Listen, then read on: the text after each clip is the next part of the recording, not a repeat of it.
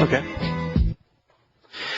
Welcome back to Shattering Myths. I'm your host, Yahowah. You can participate in this discussion by calling toll-free 877-300-7645.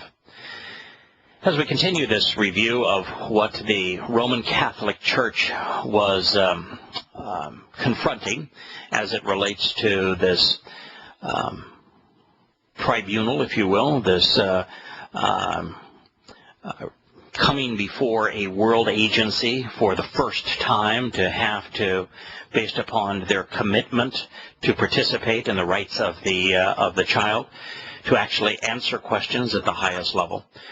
We recognize that before the Roman Catholic Church would even submit to appearing, they required 6 months written notice by the United Nations to send a request for all documents that were desired, as well as to submit all questions that would be asked 6 months in advance. The Roman Catholic Church refused to send the documents that were requested, and then did not answer the vast majority of the questions, even with 6 months lead time to prepare. The submissions on behalf of the international community reference Vatican documents that show that its officials knew that these events were taking place, that it wasn't the case of casual events taking place, that the Roman Catholic Church didn't have the ability to know precisely what its priests were doing. But all local documentation shows that the local leaders in countries knew precisely what was happening and had a precise strategy for handling it. And in the case of the Los Angeles Archdiocese, it was a issue where they not only knew, but there were letters from American clerics in as high as the cardinal level, Cardinal Mahoney, for example, in Los Angeles, that wrote letters repeatedly to Ratzinger, the man who became Pope, the man who put himself in a position where he was the lead obstacle worldwide for holding pedophile priests accountable, begging for him to do something and not to continue to endorse this policy of a cover-up and moving the priests to other parishes where they could continue to molest other children. We know these things. The Roman Catholic Church has only provided documents when ordered by the courts and never at the highest level. I mean, there's letters from Mahoney and cardinals to other cardinals in the Vatican who became Pope, but never their response, because the Vatican always declares diplomatic immunity and says we're not going to become accountable in this regard. For too many years, this is a quote, survivors were the ones speaking out about this and bearing the blunt of a lot of criticism. A human rights attorney for the Center for Constitutional Rights protested, which provided a key report to the committee. She says, and so this is a very important moment for many people who are here in Geneva and around the world who will be watching the Holy See to see if for the first time they actually answer these questions. But guess what? They didn't. Indeed, to date, the Roman Catholic Church has never defended its record to any large extent or in any court, and it has successfully argued that it is immune from lawsuits as a sovereign state, and that regardless, bishops were responsible for the pedophile priests in their care, not the Pope or his policies. This is to say that the priests who represent the Roman Catholic Church, who are ordained by the Roman Catholic Church, are not representing the Roman Catholic Church. Now, try that as a business sometime. To say, my employee did that. We had a policy not to do that. We trained our employees not to do that. This person did it. Don't hold me accountable for the acts of my employee. Try that sometime in a court. See how well it works for you. And the other thing, it's just repulsive here. is that Roman Catholicism is a religion. And yet, because it has this tiny little postage stamp of a pagan realm called the Vatican, that it pretends it's a state, that it takes a political status. Political or you're religious? Which one? We have Nick on the phone, who's called into the Shattering Myths on many times in the past, but we haven't heard from you, Nick, in a good long while. I hope you're okay, my friend. Welcome. I'm okay. I'm listening to your podcast usually, so I'm just downloading weeks worth of podcasts and listen it in 1-2 days. Okay. Well, great. So welcome. In one of them podcasts, I heard how would you and al-Rassooli what would you do with after the 9/11 happened? What would you do to in retaliation? Now the question I have, like, what if one of Catholics or Christians would fly those planes into either America's center or even a Muslim center and would scream instead of Allahu Akbar, in the name of God, for the Lord Jesus Savior. Would you bomb them like Vatican? What would be then? I mean, that's a good comparison. Let me answer that. If the perpetrators yelling Allahu Akbar, Allah is most great, if they had corrupted their religion and they were doing so as just individuals without any connection to the tenets of the religion, had committed that act, then dropping leaflets over the Kaaba so that the people would get out of the way, and then destroying the Kaaba would have been inappropriate as part of a response. But the case is in Islam that Muhammad was a terrorist, that Islam is a terrorist dogma, that according to the Quran and Hadith, the fundamental documents that comprise this religion, you can't be a Muslim unless you're a terrorist.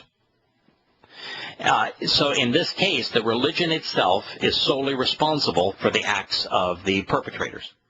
In the case of a Roman Catholic deciding that they were going to commit a terrorist act on behalf of their church, the church's own internal canon or law, nor the Christian New Testament, neither would give them authorization to do so. They would have corrupted their religion to perpetrate the act, or in the case of Islam, it's their religion that corrupted them. So we have an opposite set of circumstances with Islam. The facts underlying the terrorist act show that Islam is responsible in the case of 9/11, and on your hypothetical attack, there would be no evidence to tie Roman Catholicism with the act of terrorism. So they're night and day different. Okay. Now, another question. Also have accent, and most of what he's saying I understand. However, would you repeat to me where did the Allahu Akbar came from? But what Al-Su said, not your version, because I already know, the story. Okay, we actually both. When he said something about that Muhammad was actually not the first one who came up with this. What about with Allah? And I want to know, what did he say? Because I didn't. Okay. Yeah. What he's first of all, as it relates to the statement made by Muslims when they commit terrorist acts, we are in complete agreement because the facts are irrefutable. Allahu Akbar was first shouted by Muslims because Muhammad told them to do so as they were about to terrorize the Jewish farming community of Kabar. So in that regard, we have no difference whatsoever. There are two areas where we actually do not have a disagreement, but where IQ al-Rassooli has added some additional information to help us understand Allahu Akbar. What he said is that Allahu Akbar was not actually an original statement by Muhammad, although its implications for Islamic terrorism fall to Muhammad's feet. But Muhammad copied almost every aspect of Islam from his pagan ancestors. And this idea that the black stone in the Kaaba was Akbar, that it was older, that it was bigger, and that it was greater than the other idols, was something that was promoted by pagans regarding the Kaaba for generations before Muhammad. So what he was saying is just the history of the Kaaba, which had 360 pagan gods and goddesses, all represented by stones, that the black stone that represented the pagan god Allah was older, was bigger, and was considered greater than the other stones. And so he was plagiarizing part of his pagan past. The other aspect that IQ adds is that, well, most people consider Akbar to mean Allah is greater, or Allah is most great. Being a student of Arabic, IQ al-Rassooli has correctly pointed out that its primary meaning is really older, like the eldest son would be Akbar in his family. And if you had two rocks side by side and one rock was bigger than the other rock, the bigger rock would be Akbar. And you so know, all that, I understand all of that, and I remember all of that. Okay. He said something about the well, something where Allahu Akbar have something to do with the well. What well? And I couldn't really understand anything before that well. Yeah, you know, Nick, I don't recall that. If I did, I would certainly try to share it with you. When we have IQ back on, I will ask him if he can elaborate. In fact, I'll even send him an email. And if you have additional questions, please hang on, Nick.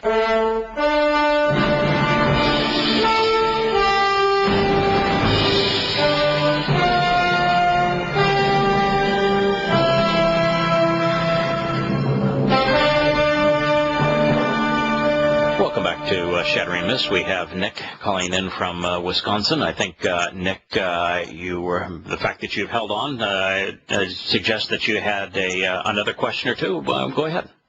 Let me first set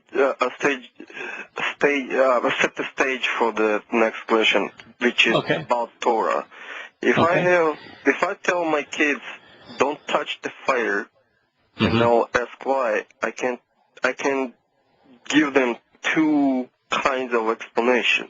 Because I'm your father and I love you, and I will not tell you to do something that will, and I'm telling you to do something that will, hurt you or will not hurt you and stuff. Right, yeah. Or keep you from harm.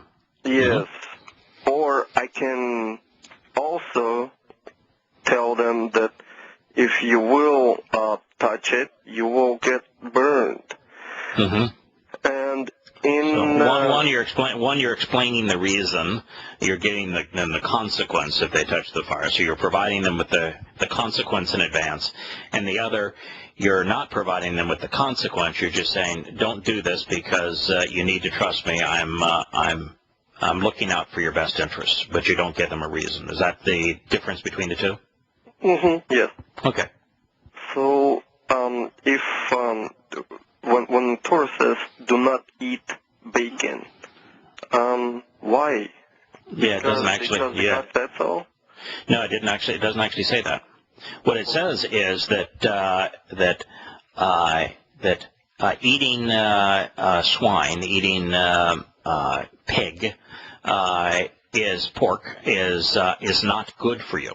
That's what it says. Is that it lists the things that it says. Here's the things that are good for you to eat, and it says those things are good for you to eat. And then it lists things that are bad for you to eat, and it says that these things are not healthy, these are not good for you to eat. And as it turns out, while he did not provide the reason, because the reason would have been very complicated for people of that age to understand. I mean, the reason for swine in particular is that which they consume. They're very comfortable eating garbage, and their stomach does not process that which they consume in a way to render the meat safe. And also, pork has traditionally been the meat that has been the most susceptible to pathogens. And because the flesh of swine is so similar to human flesh, it's the easiest form of meat that will convey pathogen from an animal to a human. And so those were the four specific reasons. He just said, this is not healthy for you. He didn't give you the reason. He just said, this is not healthy for you to eat. And if you look at the things that were on the seafood menu, for example, where he said, eat seafood with gills and which would leave out things like the sea roach, which is the lobster, and shrimp and clams and mussels. They're all filterine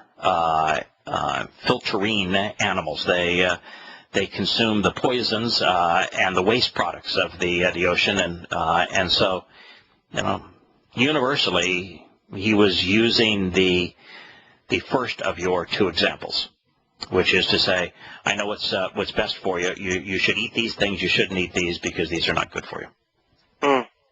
Now, the symbolic meaning of it is actually far more important. The symbolic meaning is that if we as individuals consume poison, if we consume that which isn't good for us, we're willing to embrace religious or political ideals, and we lap that stuff up, as most people do, that it's going to have a negative effect on us.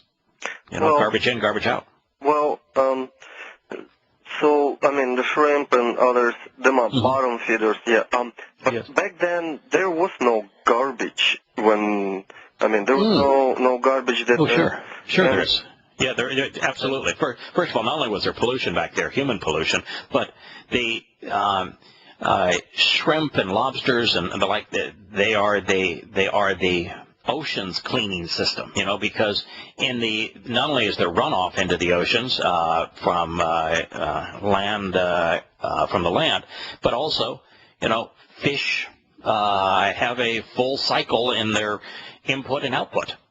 So and then animals, sea animals die and their bodies decompose.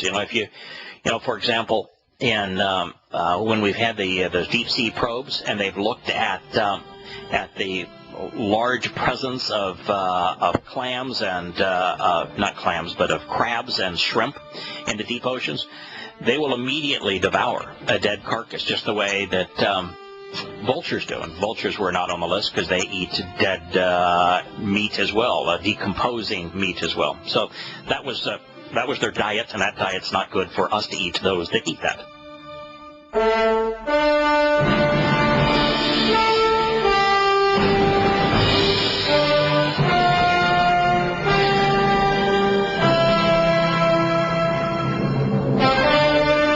Welcome back to Shattering Myths. Before we return and attempt to conclude our review of Roman Catholicism and the fix that it has put itself in by not only allowing its priests to molest little children, but deliberately covering up the acts so that it could maintain its reputation. We have a good friend of the program, Nick, who's calling in from Wisconsin, catching up on questions. And so, Nick, the floor is yours. Go ahead. I'm sorry if I'm being annoying. You're not. No, I like, Nick, you're one of my favorite callers, and I've missed the fact that I haven't heard from you in a while, and so no, I'm glad that you're called. Your question on the two ways, for example, in our last segment, that a father can provide instruction. One is to show to tell the consequence. The other is to say, listen, I know a lot about things that you don't know a lot about, and so I'm just going to tell you that this isn't good for you. God does both. While you presented the reasoning for people of those ages not to eat all those bad things, fast forward to this time, if I'm a farmer and I will exclude all those bad things that make a pork unhealthy for humans, which garbage or feeding them corn as opposed to garbage. Feeding them something and keep them because they have skin like ours and keep them not being hurt or test them for trichinosis. Why would I not eat them if they? That is a beautiful question, and I am really glad you asked it. What it does is that, and the answer here is going to point out the difference between the correct way to observe the Torah and the incorrect way to observe the Torah. The incorrect way is the rabbinical religious way, which views the Torah as a set of laws that must be obeyed. And so if you view the instruction from our fathers saying, that pork is not good for you, and until the last 50 years, it was really good advice. It wasn't good for me. And you're more likely to get sick going and eating shellfish than you are anything else you can eat now today at a restaurant or when you buy food. And so the advice he gave was really good. In the last 50 years, we have resolved many of the problems. And so if you were law obedient, as the religious interpretation goes, then you just wouldn't do it because you're being obedient to a law that you don't understand why. If you are Torah observant in the sense that I'm Torah observant, which is that I observe the Torah, I look at the Torah as guidance, as teaching, which is what the word means, and I observe it in the sense of closely examining and carefully considering it. Now, if you're Torah observant from the perspective that God wants us to be Torah observant, which is to examine and consider, then your hypothetical here is absolutely valid. And, for example, I will occasionally have baby back ribs, and when I was in Maine, I considered and ate the local cuisine. And it did not affect my relationship with one iota. So you can be Torah observant and understand why God provided the instruction and benefit from it, and yet not be legally bound to obey a law, because Torah doesn't mean law and Hebrew doesn't even have a word for obey. So in your situation, I've been known to do it. Didn't feel guilty the least bit about it, and understood why it was there and what it means spiritually to me today. And so I think that's a really good question. So then it's okay for me to do all those things, just not to eat those things like every day. Yeah, it's I'm really uncomfortable in this position because. God did design us. He knows about how we work better than we do. But certainly it appears that his advice regarding this is not healthy for you was and continues to be valid. It's just that the risk today on eating shellfish, for example, is much less than it was then. Now, there are some things on the list which are still problematic. You don't want to make a diet of a vulture. You're much better off eating chicken than you are vulture. And you got to be really careful when you eat clams and mussels, because they still have a tendency to get people sick. And I can tell you, I've had shrimp in the past where I took a bite and I said, I know this one's bad, and man, I got sicker than a dog. But I'm not going to be excluded from the family if I have only occasionally bacon and that is correct. This is the absolutely not. And the thing about the Torah is that it provides 5 conditions to participate in the covenant. Once you accept those 5 conditions, no matter what you do, you are not going to be excluded from the family. The Torah isn't a document that's designed to say, Nick, you screwed up that one time, so you're out of here. The Torah is designed to say, hey, Nick, you're a flawed individual. Yada, you're a flawed individual. And so I have created a plan that enables you to survive your flaws and to be part of my family. And once you accept those 5 conditions of the covenant, then you're a beneficiary, and therefore you are liberated, if you will, exonerated, vindicated from your flaws. So you can. So then, same reasoning can be applied to circumcision because of today's medical industry are really good in keeping me healthy. If I don't circumcise myself, then... No, it can't. Now, let me explain why. Let me explain why. In the case of the food, all God said is these things are not healthy for you to eat. It's not a salvation issue. He does not tie anything related to a relationship with him or your salvation to what you eat. He just said simply not healthy for you. Circumcision, along with the 4 other requirements of the covenant are absolute requirements to be part of the covenant. God it's like said, a marking, right? Yeah, God said emphatically that circumcision is the sign of the covenant, and that parents are to circumcise their sons on the 8th day, and that if you are not circumcised, you cannot be part of the covenant. You can't benefit from Pesach. Pesach is the means for eternal life, which means at the end of your mortal existence, you're going to cease to exist if you're not circumcised as a male. And he said emphatically that one of the greatest crimes ever promoted in his name was this idea that circumcised males could enter his home in heaven. And he says it's just not going to happen. So then again, I hear, because I said so.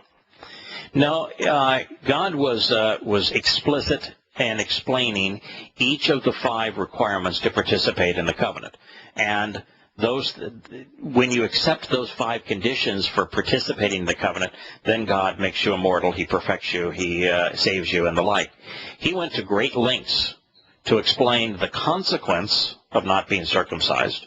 He went to great lengths explaining the meaning of being circumcised, and he talked about everything you could possibly want to know about how circumcision was your commitment, your sign that you, as a parent, were going to raise your children to be members of God's family, which he thinks is the single most important thing that you can do. And how? Well, maybe sometime in the future you could make one of the shows and tell us a little more about circumcisions and stuff.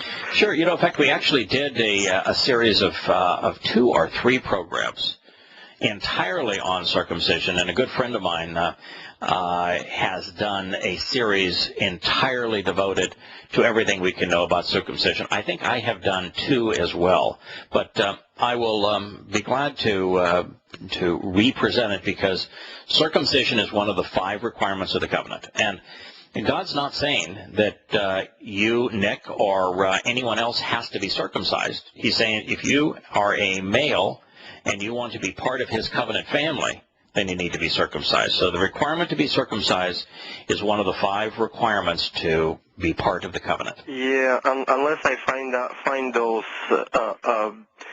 archives or hear and understand, then I would take it as a blackmail. Unless I understand, then no, because to blackmail means that you have that to blackmail someone, you have to know something that they have done that if known would cause that individual considerable shame or harm. Okay, blackmail was the wrong term. Yeah, so blackmail is the wrong term. Yeah. And God's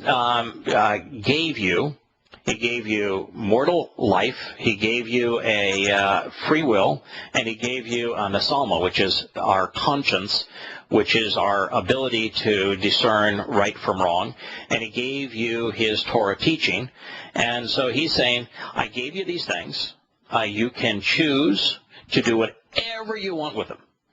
You can squander them, and there's no consequence or no penalty, or you can choose to act upon them. And he says, if you want to live forever with me in heaven, these are the 5 things that I asked of you. If you're willing to do these 5 things, I will provide you with the opportunity to live with me in heaven. Well, what I was trying to say is I would love to do that, but it would be done out of fear that I will not be accepted. Yeah. And that's not the way. Yeah, and the fact is there should be no fear, because the consequence of not being circumcised as a male is simply that at the end of your mortal existence, you'll get your life and every choice and every opportunity that is afforded to you in life.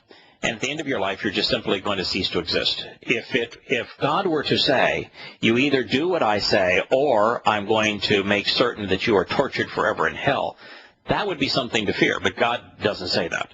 Well, end of existence for some is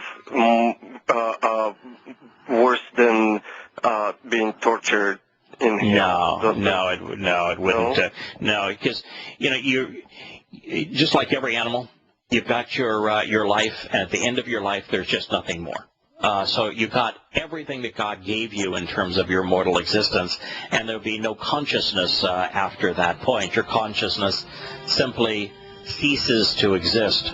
So there is no punishment. Thank you for answering my questions. Yeah, they were great ones. I'll finish your presentation with church and stuff. Well, thank you, Nick. Wonderful questions. Sometime later then. Thank you, Nick. Thank you. Bye-bye. Shattering Myths will continue after the commercial break.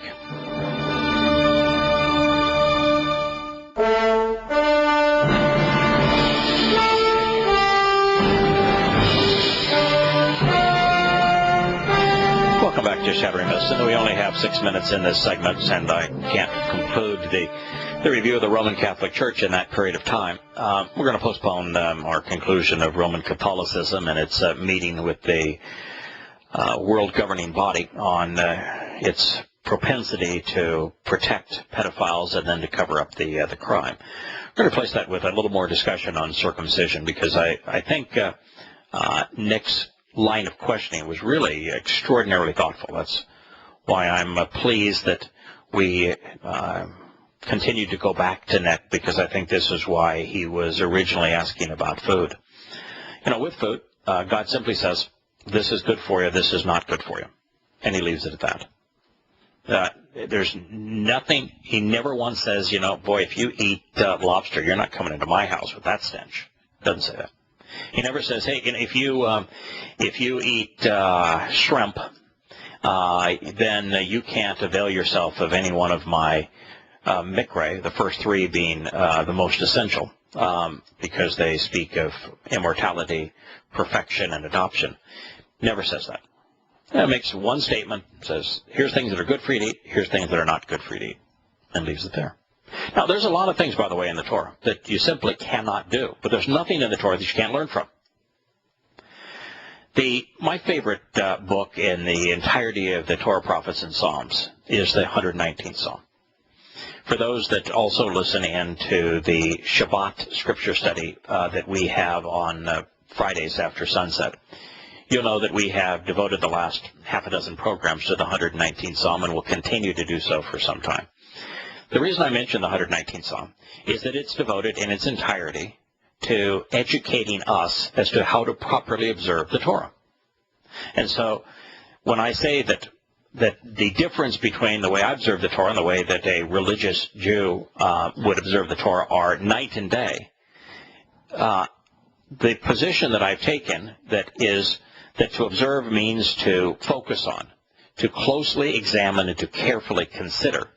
That happens to be the position that Dode, whom we know as David, was inspired to write in what is by far the longest psalm. The 119th Psalm was devoted in its entirety to teaching us how to properly observe the Torah. And when we read the psalm, Dode is constantly talking about how we should observe, closely examine, and carefully consider what Yah conveyed to us in his Torah. He constantly tells us that the Torah is the document that he learned from. He constantly reinforces how we can transition from knowing to understanding by contemplating what God has provided to us as insights. And then he says there's 4 central aspects of the Torah that are the most important for us to focus on. He never once, in 176 statements regarding the Torah, ever mentions a single rule. He never brings up the Shabbat, never brings up diet, never brings up anything that you could remotely consider to be a rule. He just says there are 4 aspects of the Torah that are really important for us to consider.